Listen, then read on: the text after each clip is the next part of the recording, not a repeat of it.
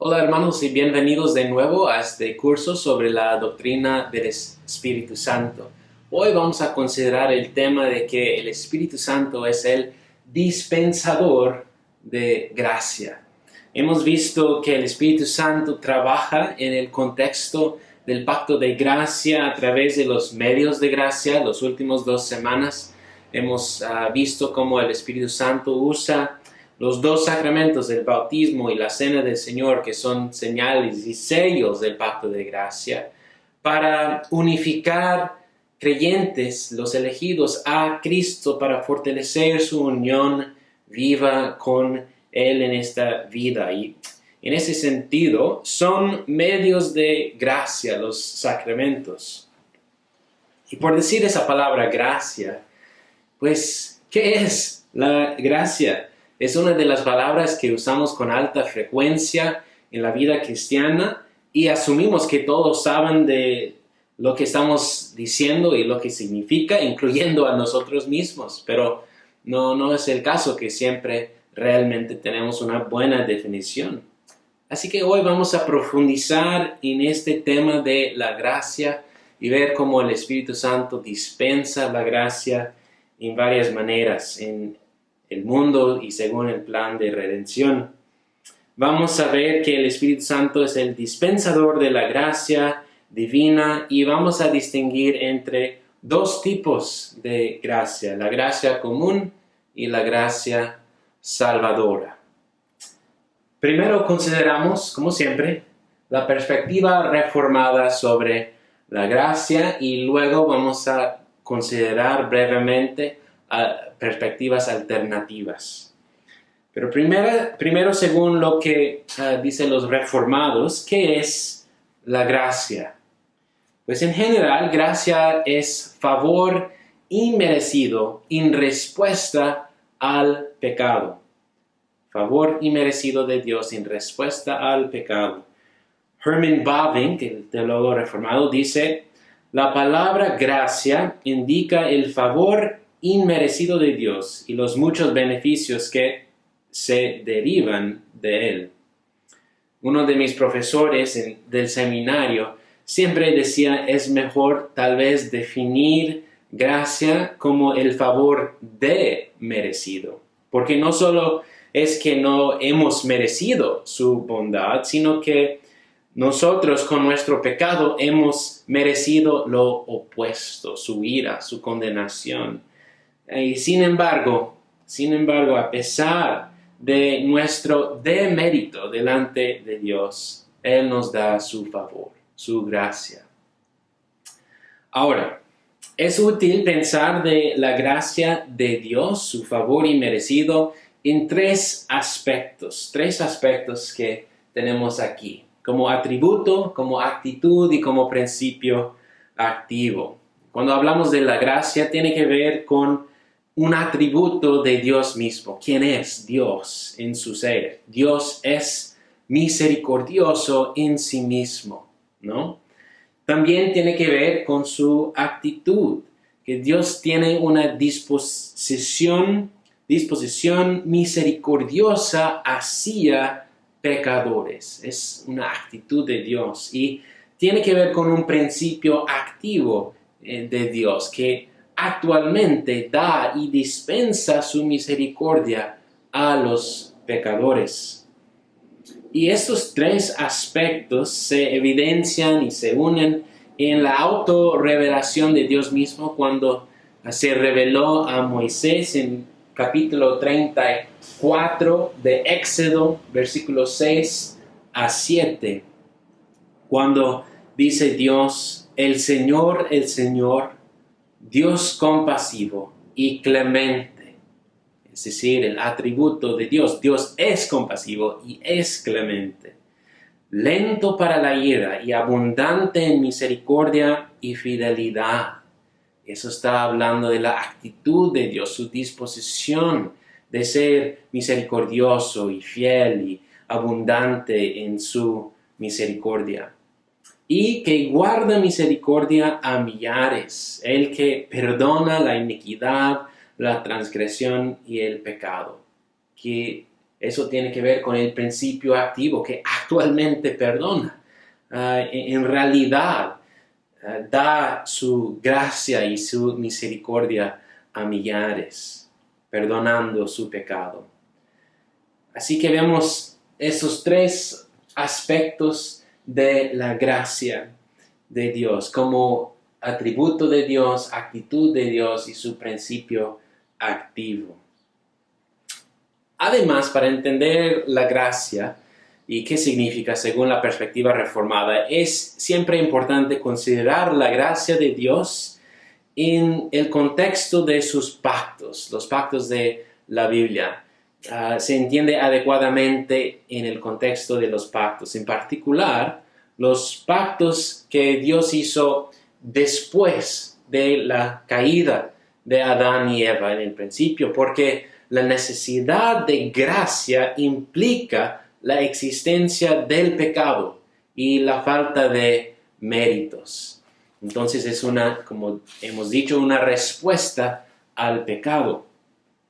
Por un lado, a fin de salvar a los elegidos que fueron escogidos en Cristo desde antes de la fundación del mundo, como Efesios 1 nos cuenta, con tal fin Dios hizo un pacto de gracia salvadora, a través de lo cual el Espíritu Santo dispensa gracia especial a través del pacto de gracia salvadora. Y este pacto primeramente fue hecho especialmente con Adán y Eva y en el paraíso, dándoles la promesa de un salvador, un campeón que va a aplastar la cabeza del serpiente. Luego, ratificado fue este pacto cuando Dios hizo el pacto con Abraham y su descendencia, añadiendo más promesas. Y en el fin con la iglesia, en el nuevo pacto mediante Cristo Jesús. Este es el pacto de gracia salvadora. Y según el Catecismo de Westminster Mayor, pregunta 30, dice lo siguiente: por su puro amor y misericordia, Dios libertó a sus elegidos, sacándolos del estado de pecado y miseria, e introduciéndolos en uno de salvación por un segundo pacto, generalmente llamado pacto de gracia. Dios ha hecho un pacto de gracia para dispensar su gracia a los elegidos, para salvarlos y sacarlos de su estado de pecado y darles un estado de salvos, ¿no?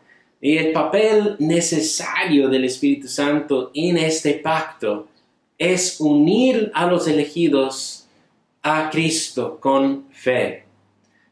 Unirlos a su mediador y su cabeza para recibir de Cristo personalmente los beneficios salvíficos comprados por Él.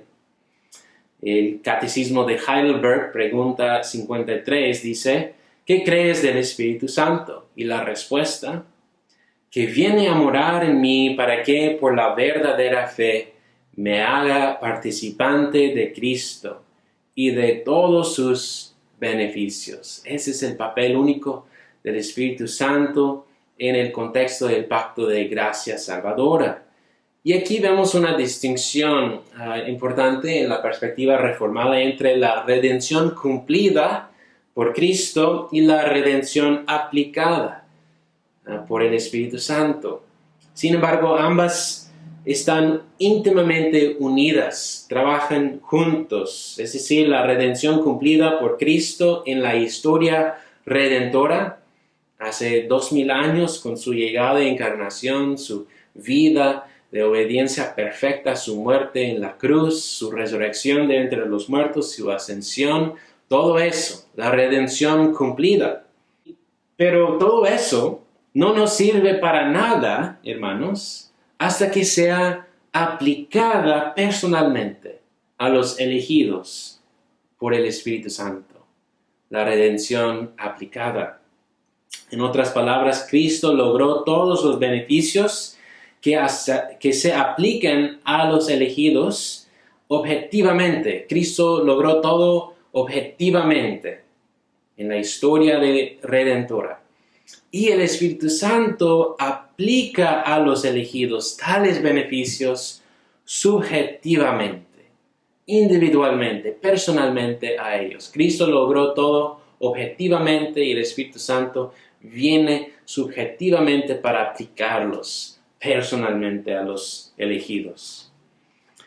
En sus institutos, Juan Calvino habla de la necesidad del Espíritu Santo en esta aplicación de los beneficios de Cristo a los elegidos, diciendo: mientras Cristo está lejos de nosotros y nosotros permanecemos apartados de Él, todo cuanto padeció e hizo por la redención del humano linaje no nos sirve de nada, ni nos aprovecha lo más mínimo. Por tanto, para que pueda comunicarnos los bienes que recibió del Padre, es preciso que Él se haga nuestro y habite en nosotros. Por esa razón es llamado nuestra cabeza, y nosotros se afirma que somos injertados en Él. Porque según he dicho, ninguna de cuantas cosas posee nos pertenecen ni tenemos que ver con ellas, mientras no somos hechos una sola cosa con Él. Sigue diciendo que esta unión con Cristo se realiza por medio de la oculta eficacia y acción del Espíritu Santo, mediante la cual gozamos de Cristo y de todos sus bienes. Entonces, la oculta eficacia y acción del Espíritu Santo nos une a Cristo para gozarnos de tal unión y para recibir todos sus bienes, sus beneficios. Entonces, en el contexto del pacto de gracia salvadora, el Espíritu Santo tiene ese papel tan importante, tan necesario de unir a los elegidos a Cristo, haciéndolos participantes de Él y todos sus beneficios. Con este concepto, nos damos cuenta que no es posible entender bien la gracia salvadora de Dios aparte de su pacto de gracia, ni aparte del Espíritu Santo y su obra de aplicar los beneficios de la redención cumplida a los elegidos personalmente. Pero según los reformados, esto no es el único pacto de gracia que Dios ha hecho en la historia redentora. Existe otro. Con el fin de mantener el teatro para su plan de redención, también hizo un pacto de gracia común. Este pacto tiene el propósito de restringir el mal de la humanidad y preservar la creación hasta el último día del juicio, cuando regrese Cristo. Y se llama el pacto de gracia común porque fue hecho con toda la humanidad y toda la creación en común. No solo con los elegidos, pero con todos. Después del diluvio, en capítulo 9 de Génesis, vemos la historia del tiempo cuando Dios hizo este pacto. En comparación con el pacto de gracia salvadora, cuyos recipientes solo son los elegidos, los recipientes de la gracia común son todos, tanto los condenados como los elegidos. El Espíritu Santo también es el dispensador de esta gracia común en el mundo. Juan Calvino anota que el Espíritu Santo es la única fuente y manantial de la verdad.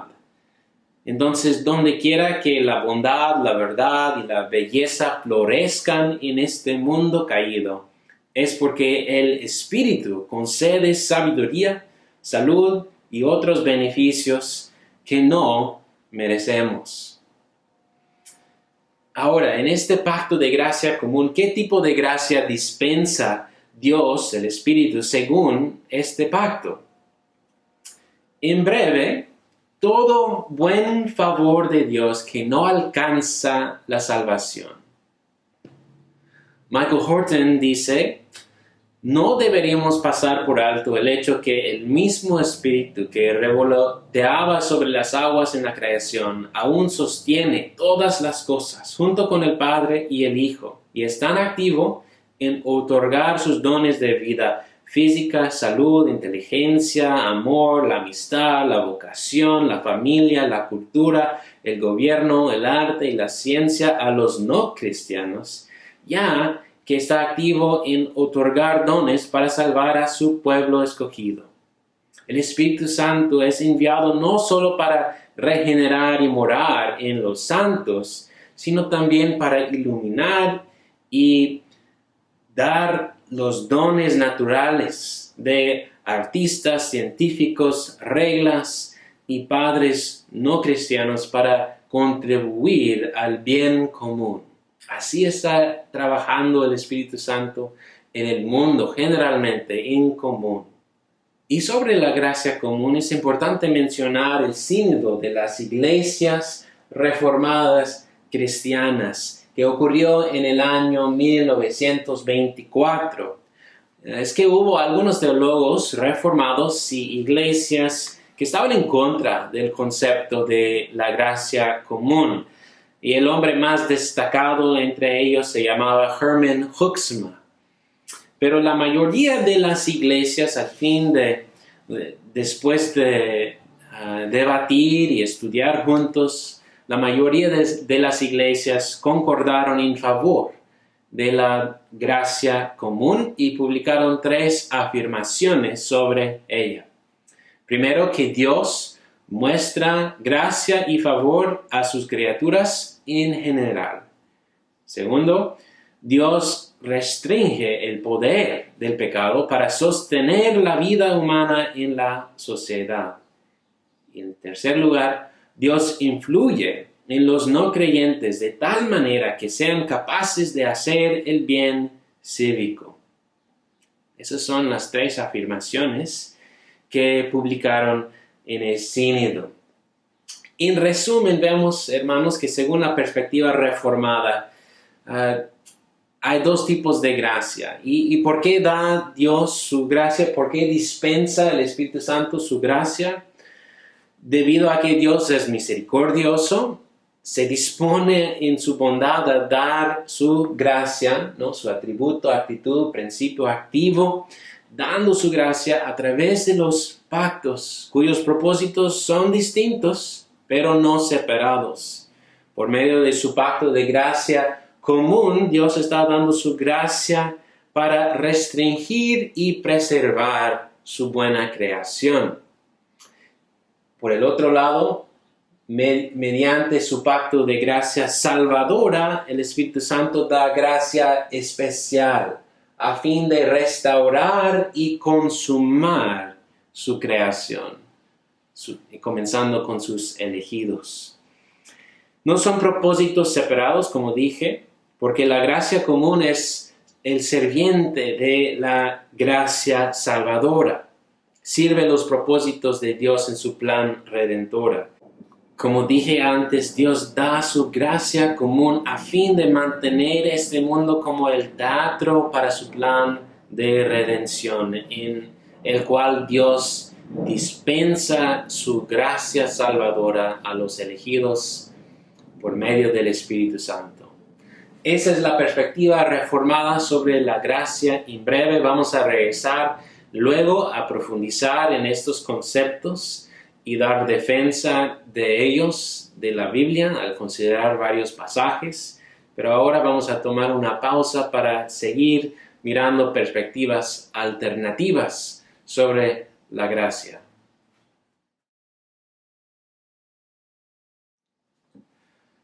Continuamos considerando algunas perspectivas alternativas. Primero, mirando a la perspectiva católica romana sobre la gracia. Tradicionalmente, tenemos que decir que según Roma, la gracia no es tanto el favor de Dios hacia pecadores, sino es una sustancia como medicina espiritual para seres humanos. Bavinck dice que, según Roma, la gracia es una cualidad o poder sobrenatural infundido en los seres humanos, elevándolos a un orden sobrenatural y permitiéndoles hacer buenas obras y así merecer salvación. según esta definición de la gracia, no es una respuesta al pecado. Más bien, la gracia es una respuesta a la finitud humana. Aún Adán, pues, antes de la caída, estaba en necesidad de gracia para poder alcanzar a su estado sobrenatural. San Agustín aún mantenía que en el jardín Adán fue sostenido por una gracia habilitadora que se agregó a su naturaleza humana que estaba inestable en el jardín, según Roma. Y esta gracia en la teología romana católica se llama el donum super additum, que significa en latín el don extra añadido. Entonces Dios tenía que dar un regalo extra a Adán para que pudiera así cumplir con sus deberes. El pecado intensifica la necesidad de gracia, por supuesto, pero la gracia, según Roma, es necesaria incluso aparte del pecado. Y con esta perspectiva, la implicación es que el problema o falta no es tanto en el pecado, sino empieza con la naturaleza humana, aún antes de que entró el pecado. Hubo un problema con Adán en su naturaleza humana. Y según Tomás de Aquino, otro teólogo muy influyente, la gracia es un don habitual que Dios infunde en el alma del hombre. Este don de gracia cambia la disposición de la persona hacia el bien para poder meritar los bienes eternos. Es posible, según esta perspectiva, hacer muchas cosas buenas, incluyendo las virtudes cardinales, pero necesitas la gracia de Dios para poder hacer los bienes salvadores, las virtudes sobrenaturales del amor, la esperanza y la fe. Y a fin de así alcanzar la salvación, tradicionalmente Roma ha dicho que necesitas tal gracia especial. Pero en esta perspectiva vemos que el pecado no es crucial, no es una respuesta al pecado, sino la gracia es una mejora de la naturaleza en lugar de una respuesta al pecado. Y como pueden ver, es muy opuesto a la perspectiva reformada en cuanto a esto.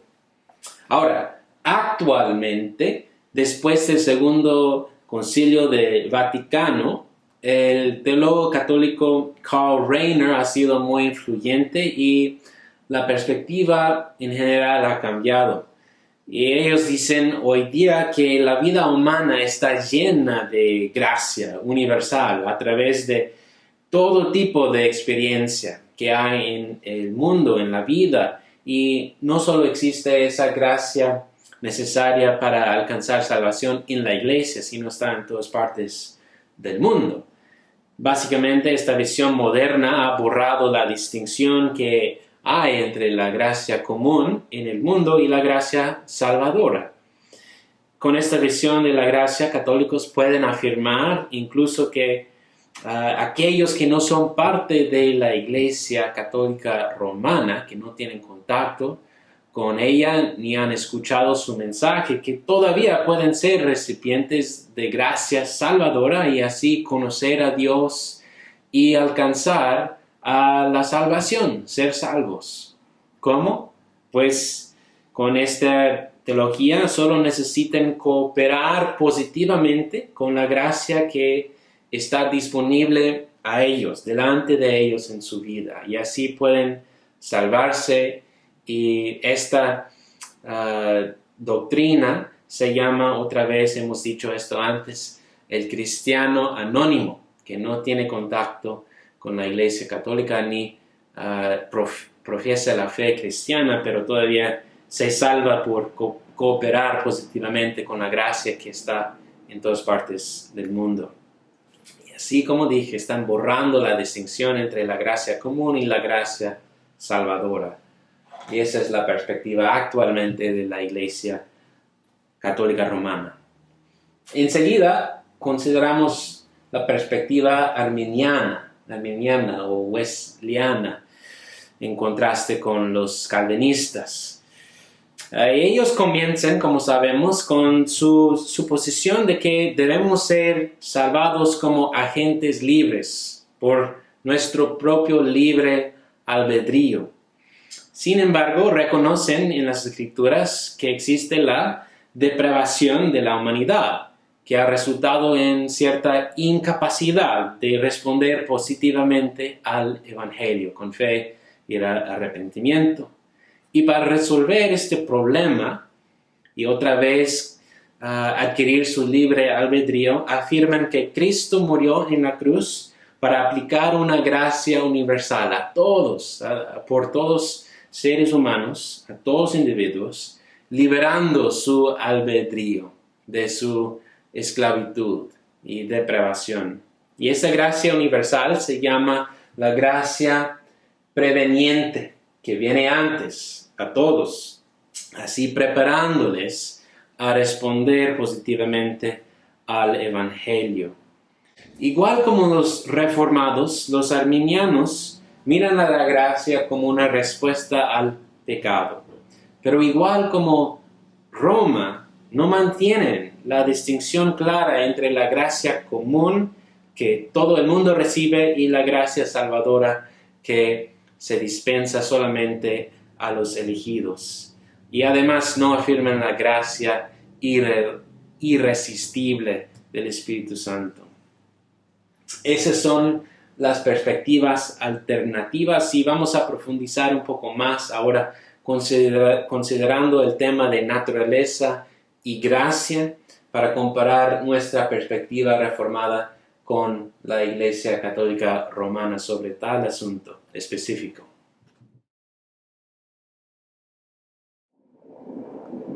Al considerar la perspectiva reformada en comparación con la perspectiva católica romana, es importante hablar de la naturaleza humana en combinación con la gracia de Dios, porque Roma dice que la gracia de Dios perfecciona la naturaleza humana.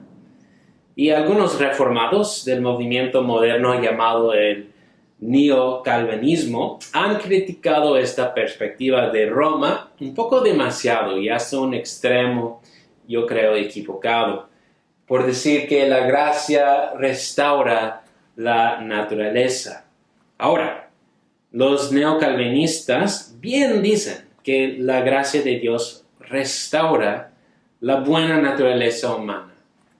Dicen que la perspectiva romana menosprecia la bondad original de la creación de Dios en el principio, porque sabemos que Dios nos creó sin deficiencia, sin errores, nos creó en bondad y justicia y en rectitud.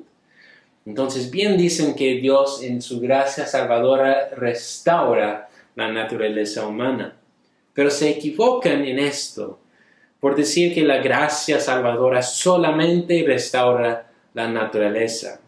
Porque en las Escrituras vemos que las Escrituras hablan tanto de la restauración como de la perfección de nuestra naturaleza.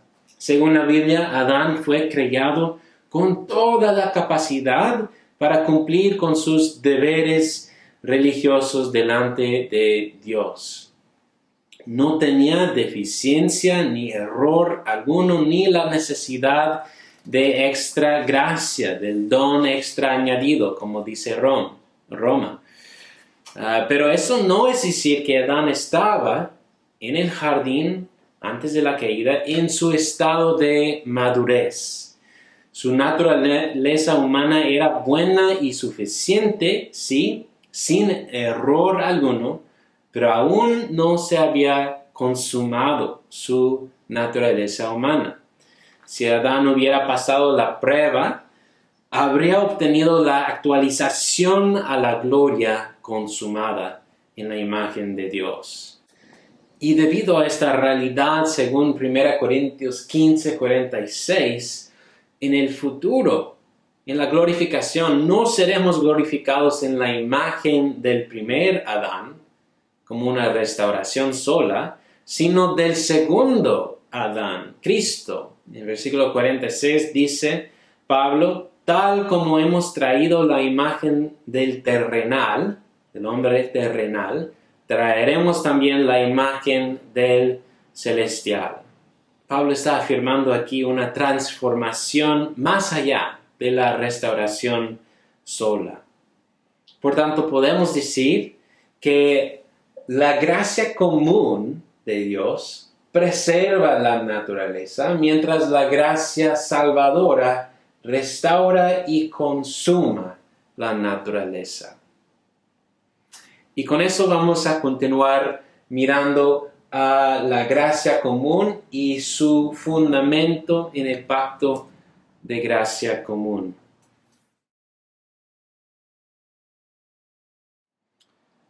Ahora vamos a considerar el pacto que fundamenta la gracia común. Los teólogos, especialmente el doctor David Van Drunen, un profesor mío del seminario Westminster en California, él y junto con otros, ellos han identificado el pacto de Noé o el pacto noético como el pacto en el cual Dios promete su gracia común. Se encuentra en capítulo 8 hasta 9 de Génesis.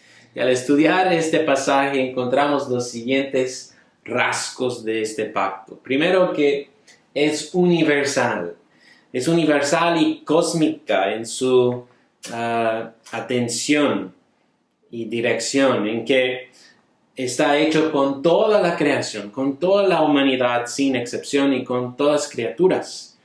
No solo fue hecho con Noé y su familia, ni solo con los elegidos, sino con toda la humanidad y toda creación. Génesis 9 al 10 dice, miren, yo establezco mi pacto con ustedes y con su descendencia después de ustedes y con todo ser viviente que está con ustedes. Y luego enumera varios animales.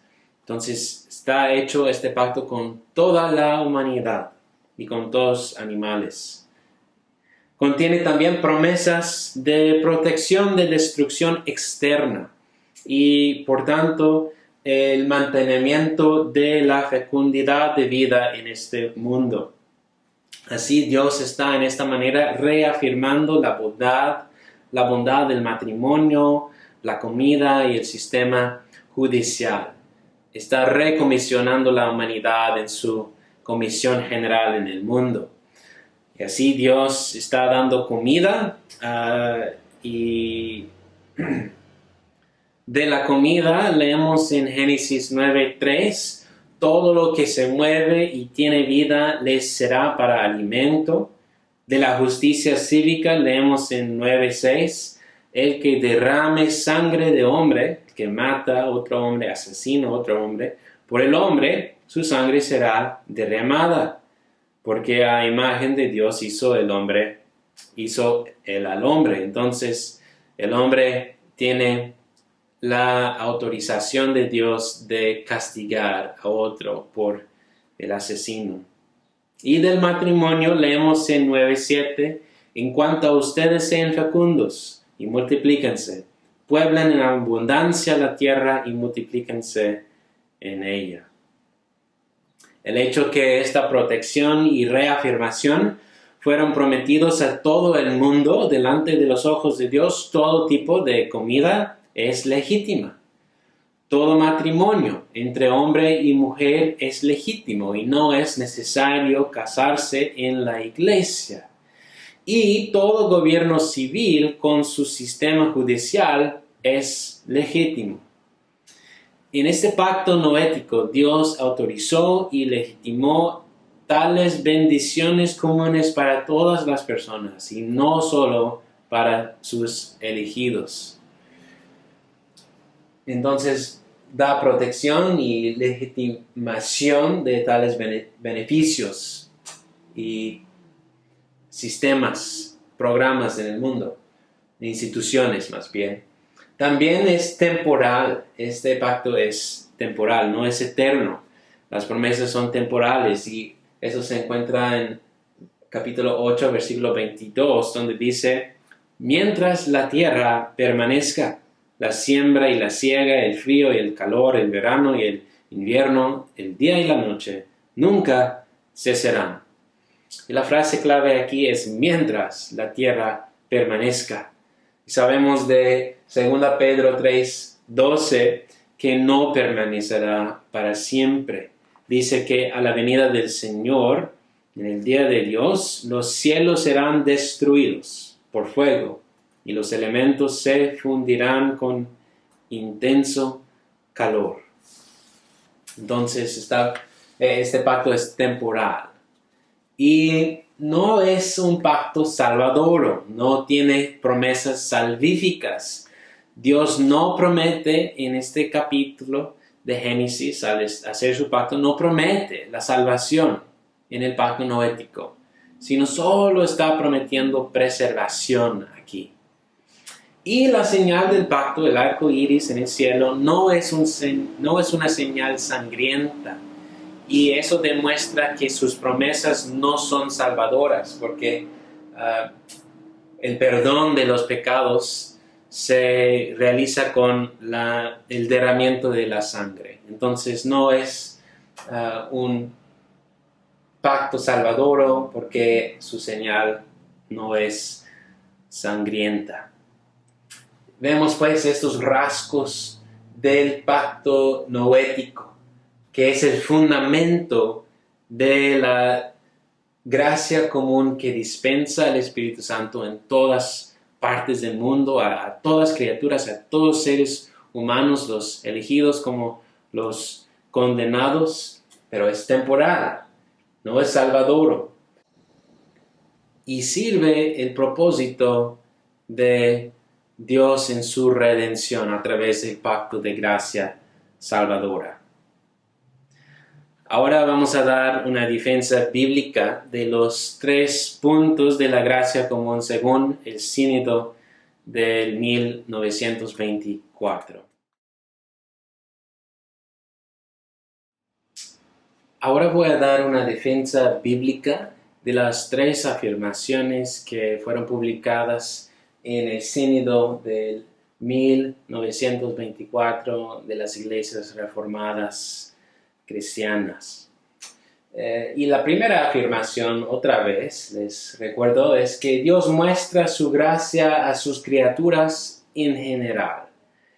Y sabemos que Jesús mismo enseñó esto en Mateo capítulo 5, versículo 44 a 45, cuando dice: amen a sus enemigos y oren por los que los persiguen, para que ustedes sean hijos de su Padre que está en los cielos, porque Él hace salir su sol sobre malos y buenos, y llover sobre justos e injustos.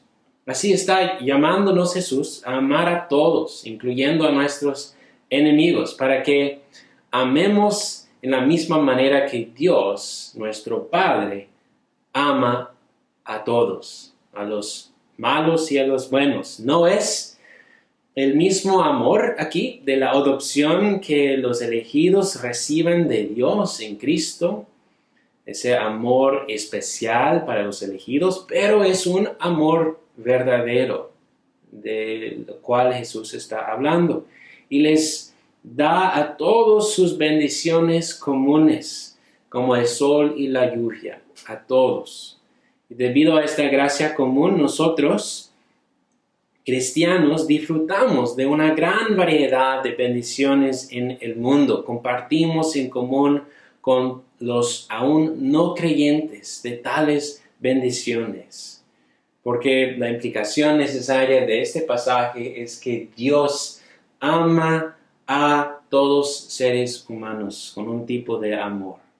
Pues gracias a Dios por tales bendiciones que disfrutamos en común.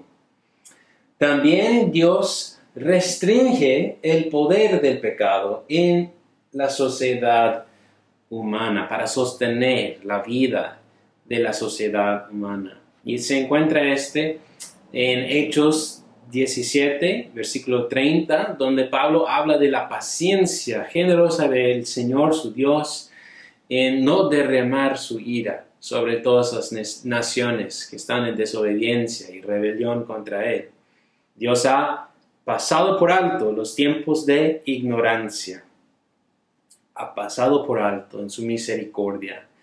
Y con el propósito de restringir el poder del pecado en la sociedad, aprendemos de pasajes como Romanos 13, que Dios ha dado la espada, la justicia, aún a los reyes y gobernantes paganos y no creyentes del mundo. En Romanos 13, Pablo dice, porque los gobernantes no son motivo de temor para los de buena conducta, sino para el que hace el mal, pues es para ti un ministro de Dios para bien. Pero si haces lo malo, teme, porque no en vano lleva la espada, pues es ministro de Dios, un vengador que castiga al que practica lo malo. Debido a esta gracia común, hermanos, de dar y instituir y ordenar hombres y gobiernos para ejecutar justicia en el mundo, no enfrentamos la potencial total de la maldad humana en este mundo. Y gracias a Dios por restringir el poder del pecado en la sociedad. También Dios influye a los no creyentes para que sean capaces de hacer el bien cívico en el mundo. No es el bien salvador, sino el bien cívico. Y Hechos 14, 16 a 17 nos cuenta de esto. Dice que Pablo y Bernabé dijeron, en las generaciones pasadas, Dios permitió que todas las naciones siguieran sus propios caminos, y sin embargo, no dejó de dar testimonio de Él mismo, haciendo bien y dándoles lluvias del cielo y estaciones fructíferas, llenando sus corazones de sustento y de alegría. De este pasaje vemos que Dios, el Espíritu, da testimonio de sí mismo en medio de las naciones, entre los gentiles, los paganos, haciendo bien a ellos, dándoles bendiciones comunes y llenando sus corazones de sustento y de alegría. Y según el pacto noético, el Espíritu de Dios siempre ha estado presente en las naciones, aún en medio de las culturas paganas, dispensando su gracia común. Tal gracia no es suficiente para salvarlos, haciéndolos como cristianos anónimos, como dice Roma, ni es suficiente para liberar sus albedríos, para poder aceptar el Evangelio. Sin embargo, esa gracia común es suficiente para capacitar a unos no creyentes a hacer algún bien cívico. ¿A qué me refiero? Por ejemplo, el rey pagano Abimelech se portó mejor que el padre de la fe, Abraham, en Génesis 20, versículo 6, donde dice Dios a Abimelech, un no creyente, en un sueño, sí, yo sé que en la integridad de tu corazón has hecho esto. Y además, yo te guardé de pecar contra mí, por eso no te dejé que la tocaras, refiriéndose a Sarai. Evidentemente, aquí Dios obra en los corazones de no creyentes, influyendo a ellos interiormente, guardándolos de pecar y preservando cierta integridad de corazón en sus acciones. No es decir que son buenas obras verdaderas, porque no son hechas con fe para la gloria de Dios. Pero podemos afirmar que son obras cívicamente buenas para el bien de la sociedad, de la ciudad. Aún no creyentes pueden reflejar la bondad y la justicia de Dios en el mundo por medio de la gracia común que dispensa el Espíritu Santo. Entonces vemos una breve defensa de las tres afirmaciones del sínodo del año 1924. En conclusión, hermanos, hoy hemos visto que el Espíritu Santo es el dispensador de gracia. Hemos estudiado la distinción entre los dos tipos de gracia, la gracia común y la gracia salvadora. Y el Espíritu Santo es el quien aplica y dispensa su gracia en diferentes maneras en este mundo, con diferentes propósitos, dependiente del pacto. Según el pacto de gracia común, el pacto noético, el Espíritu Santo dispensa gracia común a toda la humanidad, a toda la creación, con el propósito de la preservación de ella. Según el pacto de gracia salvadora, la gracia especial dispensa el Espíritu Santo a los elegidos para restaurar y consumarlos en la imagen de Cristo, con el propósito de la salvación. Espero que tengan ahora un mejor entendimiento de la palabra gracia, lo que significa, y el papel del Espíritu Santo como el dispensador de ella. Gracias por escuchar, hermanos. Hasta la próxima.